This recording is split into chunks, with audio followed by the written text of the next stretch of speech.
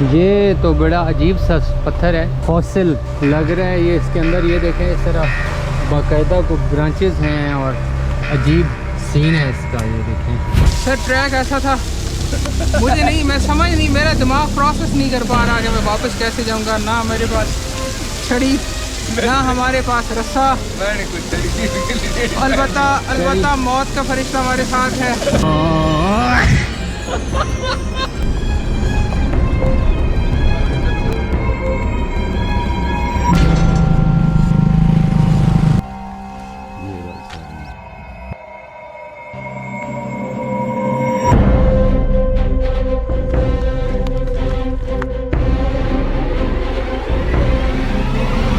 ये नीचे स्लाइडिंग हुई है, ये सामने पहाड़ों पे ही आ, ये कोई क्रश वाला काम है। ये नीचे पूरा मेरा ख्याल है वो चश्मे का पानी इधर जाता है ना। आसार तो आ गए हैं, पता नहीं अब यही मंदिर है या कोई मंदिर के अंदर चश्मे है। वाह, मछलियाँ नहीं है। ये है जी चांबल मंदिर।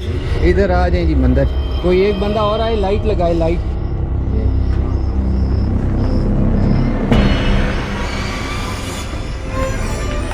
अंदर बिल्कुल अंधेरा है। अम्ब्रेला वाटरफॉल की तरफ जाते हुए वो टॉप से हम आए हैं नीचे, जो बिल्कुल ये नज़र आ रही है। वो टॉप है ना, वहाँ से नीचे ये फिर मंदिर तक आए और मंदिर से नीचे। इतना टफ ट्रैक था कि वहाँ पे कैमरा नहीं निकाला जा सकता था। और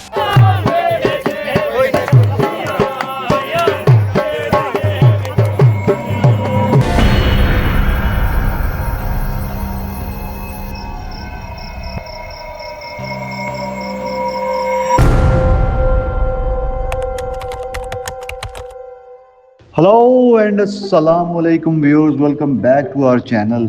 आज के दिन हम आपको सैर कराने लेके जा रहे हैं एक इंतहाई खूबसूरत वादी की।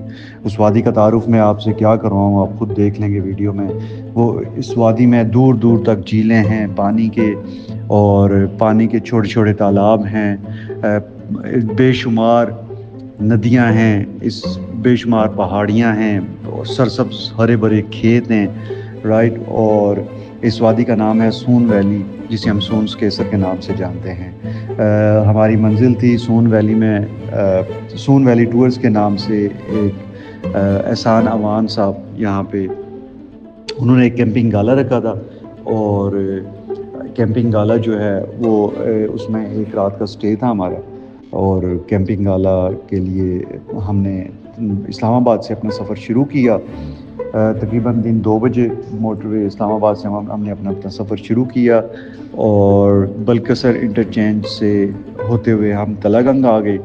तलागंग से खुशाब रोड की तरफ मुड़े, और खुशाब रोड जो कि अभी अंडर कंस्ट्रक्शन है, तो इस वजह से हमें थोड़ी सी वहाँ पे देर भी लगी। उस रोड के ऊपर हम थोड़ा आहिस्ता आहिस्ता रेंगते रहे, लेकिन साइडों पर मूंगफली के जो खेत थे वो बहुत ही भले लग रहे थे। और इस दौरान हमें सुर्ख मिट्टी के टेले भी नज़र आए, जो कि क्या ही एक खूबसूरत मंजर पेश कर रहे थे। शाम का वक्त था, सूरज गुरूब हो रहा था हमारे साथ साथ, और हम मूंगफली के खेतों के दरमियान से होते हुए हमारी जो अपनी मंजिल की तरफ रवां दवा थे। जब हम खुशाब रोड पे जाबा मोड़ हम पहुँचे, और वहाँ से हमने जहाँ पे गाड़ियों का स्टे था, हमने वहाँ पे गाड़ियों की पार्किंग थी, वहाँ पे अपनी गाड़ी पार्क की, और फिर वहाँ से 15-20 मिनट की वॉक, खेतों के दरमियान से वॉक करते हुए हम कैंपिंग साइट तक पहुँचे। जब कैंपिंग साइट पे पहुँचे तो हमें अपनी आंखों पे यकीन नहीं आया कि एहसान साहब ने इतना ज़बरदस्त एक वहाँ पे इंतज़ाम किया हुआ था। यूँ लगता था जैसे जंगल में मंगल है, क्योंकि हम जब पहुँचे तो ये अंधेरा हो चुका था। कैंपिंग साइट तक पहुँचते पहुँचते रात हो गई है, और ये रात को ट्रैकिंग करें। चलें, हमने मगरिब से चंद लम्हे पहले अपनी गाड़ी पार्क की, और जब वहाँ पहुँचे तो बिल्कुल अंधेरा हो चुका था। तो दूर से जो हमें खूबसूरत लाइटें और लोगों की आवाज़ें जो आ रही थी, बच्चों के खेलने की आवाज़ें आ रही थी, तो वो बहुत ही भली लग रही थी। तो एक बिल्कुल एक जंगल में मंगल की जो फ़िक्रा है, वो मुहावरा है, वो बिल्कुल हमारे सामने लिबास पहन कर खड़ा हो गया जैसे। तो हम वहाँ पे पहुँचे, और हर तरफ बहुत अच्छे कैंप्स लगे हुए थे, खाने की खुशबू दूर दूर तक फैली हुई थी। और ग्रीन ग्रैंड जो है एहसान अमान साहब का एक ब्रांड बन चुका है माशाल्लाह देसी खानों का, उसका जो है वो अपना एक स्टॉल लगा हुआ था। और यूँ हमने वहाँ पे जाके हमें अपना सामान वगैरह हमने रखा, बहुत अच्छा हमने वहाँ पे एंजॉय किया, लोगों से मुलाकात हुई जो बहुत दूर दूर से लोग आए हुए थे, उकाड़ा से, फैसलाबाद से, लाहौर से। राइडर्स के ग्रुप थे, बाइकर्स के ग्रुप थे, उसमें फाल्कन राइडर्स थे और दूसरे मेहमान। तो उन सब से हलो हाय हुई, इस्लाम दुआ हुई, तारुफ हुआ अपना अपना, और उसके बाद हम लोग खाने के लिए बैठ गए। खाने के बाद हमारा म्यूज़िक का प्रोग्राम हुआ और बहुत अच्छे फोक सिंगर आए हुए थे और उन्होंने अपने इलाके की जो इलाकाई मौसीकी होती है वो बड़े खूबसूरत तरीके से हमें पेश की। रात क्योंकि हब्स का मौसम था तो बहुत अच्छी नहीं गुजरी, क्योंकि उसमें गर्मी बहुत ज़्यादा थी। कैंप्स के अंदर जाते हुए जाने से हमें बहुत ज़्यादा हब्स फील हो रहा था। तो हम दोस्त हजरात बाहर लेट सकते थे खुले आसमान के नीचे, क्योंकि कारपेट वगैरह बिछे हुए थे, तो हमने उस पर कुछ देर सोने की कोशिश की। एनीवेज जब हम अगली सुबह उठे उसके बाद हमने नाश्ता किया और उसके बाद जब अपना सामान हमने वाइंड अप किया और उसके बाद हम सारे एक ग्रुप की शक्ल में चांबल मंदिर की तरफ चले गए। एहसान साहब ने हमें यहाँ तक गाइड किया चांबल मंदिर तक, और वहाँ पे फिर उन्होंने अपना एक गाइड छोड़ा और वो खुद चले गए वापस। और चांबल मंदिर तक फैमिलीज़ और सारे लोग गए और फिर चांबल मंदिर से के बाद हमें जाना था वहाँ की एक मशहूर और बहुत ही ज़बरदस्त वाटर एक थी, वहाँ पे वाटर स्ट्रीम में से गुजरते हुए हमें जाना था तो एक आबशार तक। अब वो जो वाटरफॉल थी उसका रास्ता इंतहाई दिलकश होने के साथ साथ इंतहाई ख़तरनाक भी था, क्योंकि उसका कोई प्रॉपर ट्रैक नहीं था और सिर्फ बहुत ही जो नेचर लवर्स होते हैं, डेडिकेटेड नेचर लवर्स होते हैं, सिर्फ वही लोग जाते हैं वहाँ पे। लेकिन जो हमारे गाइड थे वो माशाल्लाह बड़े प्रोफेशनल थे, बड़े उस इलाके के चप्पे चप्पे से वाकिफ़ थे और उन्होंने हमें बहुत अच्छा गाइड किया।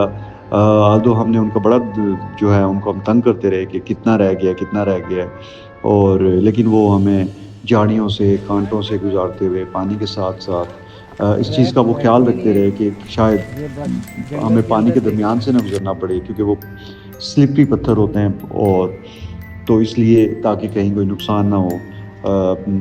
तो वो हमें बहरहाल उस वाटरफॉल तक ले गए। वाटरफॉल बहुत ही खूबसूरत वाटरफॉल थी। काफ़ी सारे दोस्त जो हैं बिल्कुल एंड पर जाके हिम्मत हार बैठे, लेकिन 5 से 6 दोस्त जो हैं वो ऊपर तक पहुंचने में कामयाब हुए। सर ट्रैक ऐसा था, मुझे नहीं, मैं समझ नहीं, मेरा दिमाग प्रोसेस नहीं कर पा रहा कि मैं वापस कैसे जाऊंगा। ना मेरे पास छड़ी, ना हमारे पास रस्सा, मैंने कुछ छड़ी अलबत्ता मौत का फरिश्ता हमारे साथ है। ये और तुसी सान ले के जाना है जी, रुमाल ना अपना। चाचा कोई रस्सा पैदा कर। ये अम्ब्रेला वाटरफॉल इस वजह से कहते हैं, ये देखें इस साइड पे खूबसूरत किस्म का व्यू है, सब जगह से ऐसे पानी गिर रहे हैं।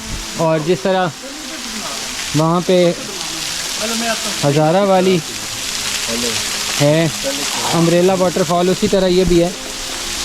और यहाँ इसको आप देखें, और अम्ब्रेला वाटरफॉल उसको इसका नाम दिया हुआ इन लोगों ने, और एक इंतहाई शानदार नज़ारा है उस वाटरफॉल का। इतनी चोटी पर इतनी मुश्किल रास्ते से गुजरते हुए उस वाटरफॉल का कोई बिल्कुल जो है कोई मुतबादिल नहीं है। तो हमने जो है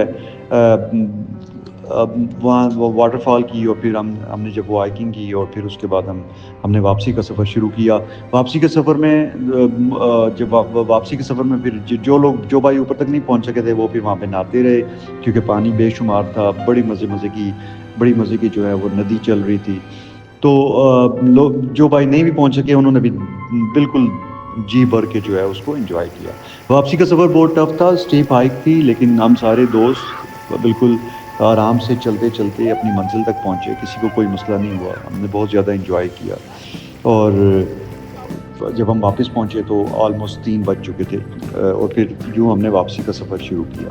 तो ये एक ऐसा सफ़र था जिसमें ना सिर्फ फितरत की शान देखने को मिली, बल्कि एक मुकामी शख्स जिसका नाम एहसान अमान है, उसकी बसीरत, मेहनत और सियाहत से जो मोहब्बत है वो भी हमें दिल में महसूस हुई। और हमें ये एहसास हुआ कि ये बंदा अपने इलाके की इको टूरिज़म के लिए कितनी ज़्यादा इसकी कंट्रीब्यूशन है।